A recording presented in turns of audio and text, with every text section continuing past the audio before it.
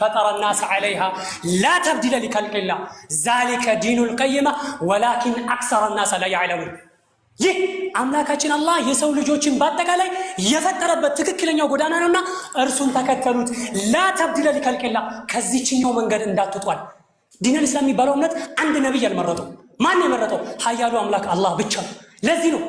اليوم أكملت لكم دينكم وأتممت عليكم نعمتي ورديت لكم إسلام دينا كهيمانوت بكل أنا لسول شيء مرتكم إسلامنا بتشانا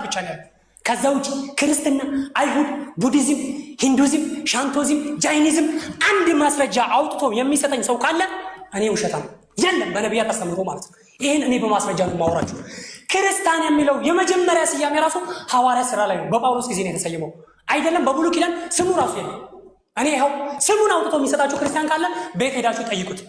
ከፈለጋችሁ ቄሶችንም ጠይቁ ፓስተሮችንም ጠይቋቸው እስኪ ክርስትና የሚለውን የመጀመሪያ ስያሜ ለኛ ያወጣልን ስሙን በራሱ ያገኘነው ማች ነው ብላችሁ ጠይቋቸው የመጀመሪያ የተገኘው ሐዋርያ ሥራ ላይ ሐዋርያ ሥራ 11 ላይ ነው የመጀመሪያ ጊዜ ክርስቲያን የሚል ስያሜ የተሰጣቸው ከዚህ በፊት የሃይማኖታችሁ ስም ምን ነበር ማንንም የሚያውቀው የለም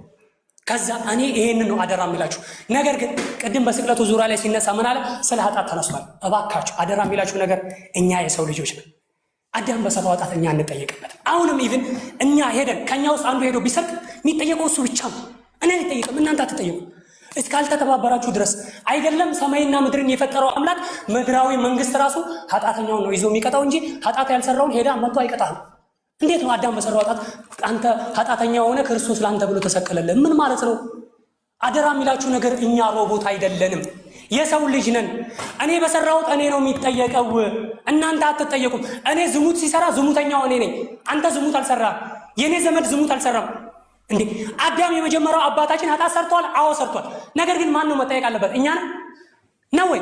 እኛ አይደለንም አዳም ራሱ መጠየቅ አለበት እንዴ ኃጢአት እንደዚህ አምላክ በአዳም ዘር የሚጠይቀን ከሆነ እኔ ልጠይቃችሁ በአዳም ኃጢአት የሚጠይቀን ከሆነ እኛ የዚህ ምድር መፈጠራችን ትርጉሙ ምንድነው አዳም በሰራው ኃጢአተኛ ሆነን የለን ኃጢአተኛ ተብለን የለን ታዲያኛ መፈጠር ዛሬ መልካምን ማድረግ መጥፎውን መተው ከዝሙት መራቀ አምላክን ማምለክ ትርጉሙ ምንድነው ነው ጥቅሙ ምክንያቱም አዳም በሰራው ኃጢአተኛ ተብለሃል ባልሰራው ኃጢአተኛ ተብለሃል ታዲያኛ የሰው ልጅ አይደለንም ወይ ለምንድነው ማስተዋል የሚሳነው አምላካችን አላህ እኮ ለዚህ ነው አስተውሉ ይላል አፈላ የተደበሩ አስተውሉም እንዴ አፈላ ታቀሉን ልብ አታደርጉም እንዴ አእምሮአችሁን አትጠቀሙትም እንዴ ይላል አእምሮአችንን እንጠቀመው ማንንም እኔ መጥቼ እናንተ ፊት ላይ ውሸትን ሲለፈልፍ አሜን አትበለኝ ለምን ትለኛለህ ነገ እኮ ቀብር ላይ ስገባ